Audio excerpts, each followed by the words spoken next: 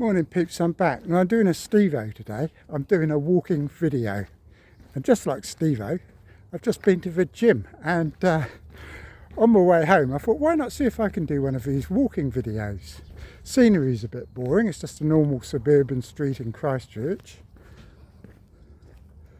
On my way home, typical sort of street where nothing goes on, apart, I think actually this house here, don't tell anyone, but I think there might have been a murder here last year. You know, better keep my voice down, peeps.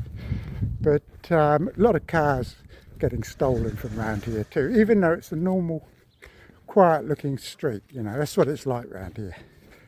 Looks can be deceptive. Well, I might have to get this bloke in a minute because I pulled my lemon tree up earlier because I've got to make way for double glazing, and I can't get the stump out. So I might have a ring them up later. Right, so what I want to talk about today is Mark Southerns joining the official FPL, whatever you call it, joining FPL. Because if you remember about 6 months ago, on one of my videos, I put an advert up. FPL were looking for somebody to help grow the game at all levels and bring in partners and all that type of thing to grow the game quite quickly by the sound of it. And I don't know if that's the job that Mark's taken up, but it quite possibly is. And you know, you couldn't have a better person for the job, I think. You know, he's pretty much played a big part in the growth of FPL as it is, hasn't he? And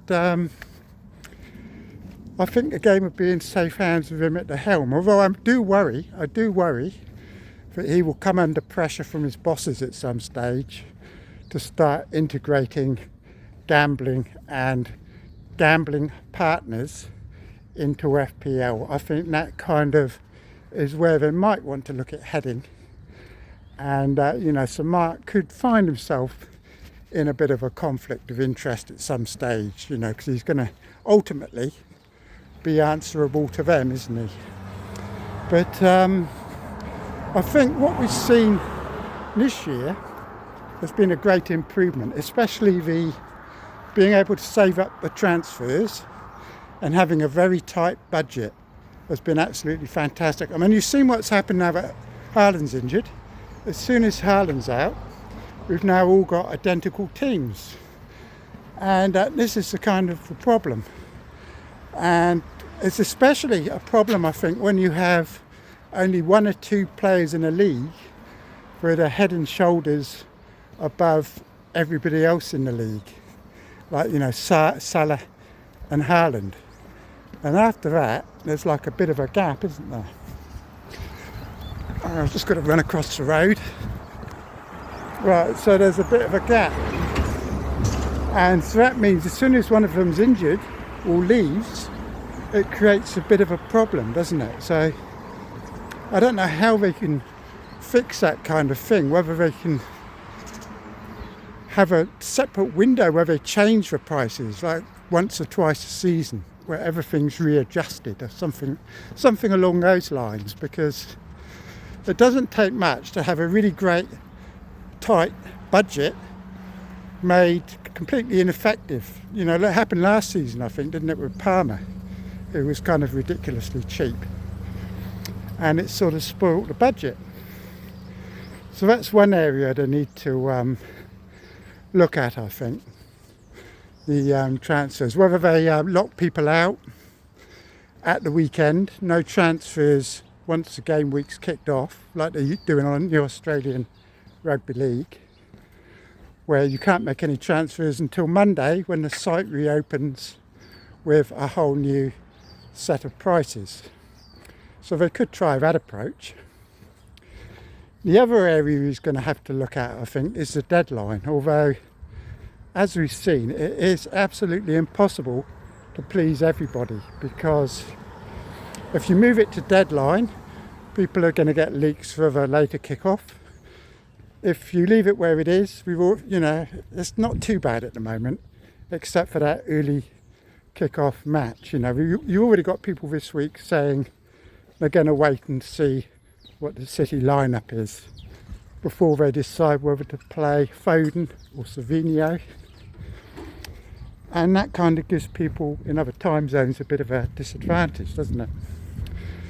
So I can see why Steve gets puffed out. When I'm not even going uphill, peeps, I'm just walking along the street. Has that been sold already? Right, I'm just walking along the street, worn out already. You know what I mean? So where was I? Yeah, we're going to have a look at the deadline, whether they move it back, maybe move it forward. I mean, a lot of competitions have a rolling deadline per match, but I think that's way too complicated and would mean we'd all have to be sat at our computer multiple times during the day. It's the kickoffs, like you can have 3 or 4 different kickoff times in a day, can't you? So you've got to, you know, so that's not really very practical. And so that's one thing to look at. And I guess the other is the chips, isn't it? But like I said, I've kind of grown to like the chips in a way, because without them, it would even be more everybody having the same team, wouldn't it? And we've got noisy kids over the road. Can't even show them that peeps. They're accused of being a nonce if I put a picture of them on my stream. You know what I mean? But what can I talk about? Peeps? So basically, yeah, Mark's been such a stalwart of the community. Fucking flies. But you know, he's going to be a big loss on Black Box, isn't he? A big loss, you know. Az has got a bit of personality though, so he hopefully can carry it, but it's more of a chemistry between the two of them, you know. It'd be hard to replicate, wouldn't it? What the fuck was that I just went past? Hang on, peeps. Look, see that? Come learn Scottish Highland dancing. Like, that is like the highest form of entertainment in this area. Do you know what I mean? There's not a lot going on, but we do have quite a lot of nice trees, and you can see it's autumn at the moment. But anyway, I think that Mark is, like I said, the game's going to be in safe hands with him at the helm, and whether they continue bringing in more chips, which I think they might do, because that fantasy challenge that we're all playing at the moment is kind of just 38 chips in a row, isn't it? That's all it is. Chips. Actually, I'll tell you what we might do now, because apparently Steve-O, he loves graveyards. So I might take a little detour and we'll go through the graveyard. And if I find this isn't turned on, peeps, there's going to be a lot of trouble when I get back. A lot of trouble. You know, I don't even know if I'm recording, because this is the first time I've done one of these. So, this weekend, everybody's pretty much got the same team, haven't they? But I think it's going to be almost impossible to get a green arrow this week if you're not playing one of your chips, because I've seen some very good bench boosts around, and some managers, probably not many to be honest, are playing their assistant manager chip. But it's not as many as we think. I think like 80% of people have already played it already, haven't they? So it probably doesn't make a huge difference. But fair play to Steve-O, to be honest, because it's not easy doing these, because I've got no visual prompts in front of me about what to talk about next. But I watched Steve-O's show on Dartmoor this morning, and I love those, because I used to hang around in that area.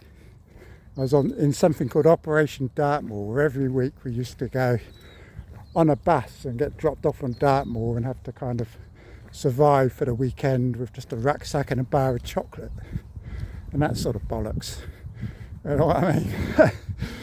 And of course I got lost and nearly went in this bog. It was like, I don't know what happened, but I was just walking along. Next minute I was up to my chest in like this sticky, what do you call it, bog I suppose, isn't it? And nearly went under, peeps, nearly went under. Here we are, look, this is where all the good folk of this area end up. See that? And this is probably where I'm going to end up pretty bloody quickly, to be honest, because I'm pretty losing the will to live at a rapid rate doing this. And I think my time might nearly be up, but I thought I'd better go to the cemetery just to keep Steve-O happy, you know, because he looks like a bit of a troubled man at the moment over Elite FPL, and hopefully he keeps playing and keeping up the content, because it's really good, you know what I mean. So the more content we get, it isn't just same old, the better, because how many videos you can watch on who to select for game week 32 must be pretty, you know, it's like hundreds of them. And to be honest, we all know who to select, don't we? Basically, it's the players you've already got, because nearly everybody's got a benching headache. You know, I guess Saka's the favourite. I've got Savinho on my bench, and that is actually quite annoying, because I do find out before the deadline by all the gossip mongers that he is actually playing, then it kind of makes it hard for me to keep him on the bench. But I will do, because basically all my other players that I might want to bench, like that little prick Sarr, has a double game week. So what can you do? Anyway, peeps, I'm nearly at my house.